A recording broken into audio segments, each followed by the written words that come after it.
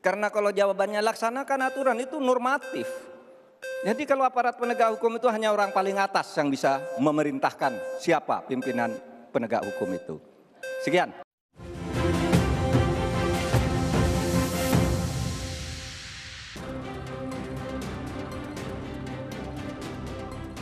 Terima kasih Anda masih menyaksikan debat keempat calon wakil presiden pemilu tahun 2024. Dan di segmen ketiga ini kami akan kembali dengan pendalaman visi, misi dan juga program kerja dari para calon wakil presiden kita dengan memberikan pertanyaan yang telah dibuat oleh para panelis. Dan kami ingatkan kembali kepada seluruh hadirin untuk mematuhi tata tertib yang telah menjadi komitmen kita bersama.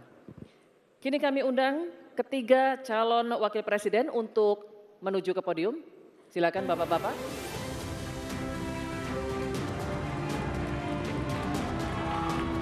Baik. Baik. Oke. Cukup ya? Kita bisa mulai? Oke, terima kasih. Mohon kerjasamanya semuanya. Kita akan mulai segmen ketiga ini. Kami informasikan sekali lagi kepada ketiga calon wakil presiden dalam penyampaiannya untuk tetap berada di podium. Terima kasih. Untuk segmen ketiga ini, pertanyaan dimulai untuk calon wakil presiden nomor urut 3, Bapak Mahfud MD. Untuk itu kami persilakan kepada panelis, Bapak Profesor Dr. Insinyur Ridwan Yahya, untuk mengambil undian subtema pertanyaan yang ada di dalam wadah.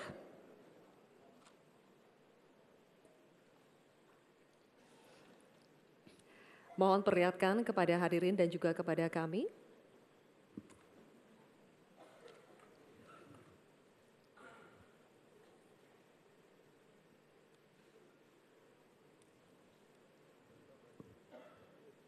Subtemanya adalah masyarakat adat.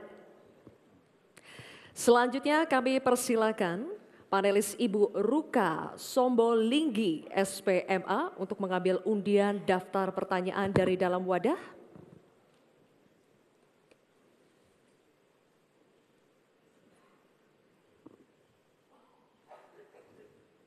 Diperlihatkan kepada hadirin dan kami. Oke, undian daftar pertanyaan huruf A, subtema masyarakat adat. Baik, kami akan buka amplop pertanyaan yang masih disegel ya. Bapak Ibu, kami ingatkan sekali lagi kepada calon wakil presiden untuk menyimak dengan seksama karena pertanyaan hanya akan kami bacakan satu kali. Pertanyaan untuk calon wakil presiden nomor urut 3, Bapak Mahfud MD. Kebijakan agraria dan sumber daya alam sering tanpa persetujuan masyarakat adat. Akibatnya, sejak 2014 terjadi perampasan 8,5 juta hektar wilayah adat, mengakibatkan 678 kasus kriminalisasi dan pemiskinan perempuan adat. Pertanyaannya, bagaimana strategi paslon untuk memulihkan hak-hak masyarakat adat? Waktu menjawab 2 menit dimulai saat Bapak berbicara. Silakan. Terima kasih moderator. Saya ingin memulai masalah ini dengan pengalaman bahwa saat ini di tahun 2024 ini berdasar rekapitulasi yang dibuat oleh Kemenko Polhukam dari 10.000 pengaduan, itu 2.587 adalah kasus tanah adat. Jadi ini memang masalah besar di negeri ini. Ada orang yang mengatakan, aturannya kan sudah ada. Tinggal laksanakan, enggak semudah itu. Justru ini aparatnya yang tidak mau melaksanakan aturan. Akalnya banyak sekali. Itu 4 hari yang lalu ketika kami ketemu di KPK, saya ulangi. KPK mengatakan itu banyak tuh penguasaan tanah, izin-izin tambang. Wah, sudah dicabut nih. Saya nih pengalaman saya juga. Ada sudah dicabut oleh Mahkamah Agung. Tidak dilaksanakan sampai 1,5 tahun. IUP tadi yang dikatakan oleh Mas Gibran. Ada perintah dari Mahkamah Agung tuh IUP yang di sana dicabut, ini vonis sudah inkrah. 1,5 tahun tidak jalan. Ketika kita ngirim orang ke sana, petugasnya tiba-tiba dipindah. Yang baru ditanya kami tidak tahu. Padahal sudah terjadi eksploitasi terhadap tambang-tambang nikel kita misalnya. Nah oleh sebab itu kalau ditanyakan apa yang harus kita lakukan, strateginya adalah penertiban birokrasi pemerintah dan aparat penegak hukum. Karena kalau jawabannya laksanakan aturan itu normatif.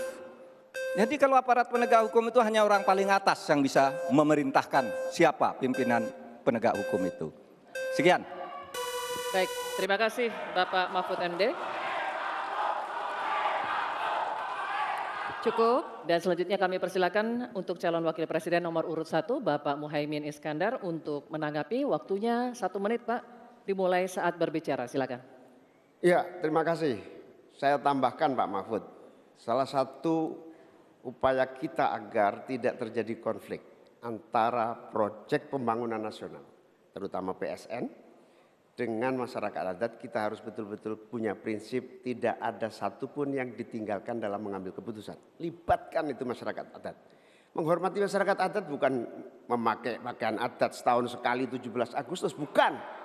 Menghormati masyarakat adat adalah memberikan ruang hak ulayat mereka, hak budaya mereka, hak spiritual mereka, hak dan kewenangan mereka menentukan cara membangun. Dengan cara penghormatan itu saya kira Pak Mahfud, apa yang saya sampaikan tadi bisa berjalan dengan lancar. Problem-problem bisa diatasi dengan baik. Karena itu dalam catatan saya terpaksa saya catat supaya tidak salah. Karena ini bagian dari agar kita tidak salah jalan di dalam melaksanakan pembangunan kita. Baik Pak Muhaimin, terima kasih. Dan selanjutnya Tenang ya. kami akan persilakan calon wakil presiden nomor urut 2 Bapak Gibran Rakabuming Raka untuk menanggapi. Waktunya sama 1 menit dimulai saat berbicara, silakan. Baik, terima kasih Prof. Mahfud. Sebagai seorang ahli hukum, Prof. Mahfud pasti paham bahwa RUU Masyarakat Hukum Adat ini masih kita usahakan untuk didorong. Sekarang juga sudah ada Perpres 28 tahun 2023. Ini sudah ada 1,5 juta hektar hutan adat yang sudah diakui. Memang kuncinya ke depan adalah kita harus perbanyak dialog dengan para tokoh adat, kepala-kepala adat, tokoh masyarakat setempat. Jadi jangan sampai ketika ada pembangunan yang masif ataupun ada PSN, jangan sampai masyarakat adat ini tersingkirkan. Justru harus dirangkul dan diberikan manfaat yang sebesar-besarnya, terutama untuk masyarakat lokal, pengusaha lokal, UMKM lokal, dan termasuk masyarakat adat setempat. Terima kasih. Baik, masih ada waktunya Pak Gibran? Cukup? Oke, baik, terima kasih. Nanti ada waktunya Bapak Ibu. Kita lanjut dulu ya. Kita lanjut dulu, Bisa kita Bapak-Bapak. lanjutkan? Cukup Oke, ya. terima kasih ya. Kita lanjut Terima dulu. kasih. Kita akan kembali dulu ke Pak Mahfud MD, calon wakil presiden nomor urut 3 untuk merespon tanggapan dari calon wakil presiden nomor urut 1 dan 2 yang telah dikemukakan. Waktunya 1 menit Pak Mahfud, Ya, silakan. Pak Muhaimin, di meja saya itu ada tumbler. Tulisannya no one left behind. Jangan ada satupun yang tertinggal. Dan itu yang saya lakukan. Kalau Bapak tadi katakan jangan ada yang tertinggal dong. Semua dilipat. Itu yang tadi saya putuskan ketika saya membatalkan 14 pasal Undang-Undang Wilayah Pesisir. Justru karena di situ masyarakat adat tidak pernah dilibatkan. Sehingga mereka coba. Sekarang ini masyarakat adat yang ada di hutan-hutan di Kalimantan Timur itu 20.000 orang tidak bisa memilih karena tidak punya KTP. Kenapa tidak punya KTP? Karena katanya dia menghuni hutan negara. Kalau hutan negara tidak boleh ada penduduk di situ, padahal dia sudah puluhan tahun di situ.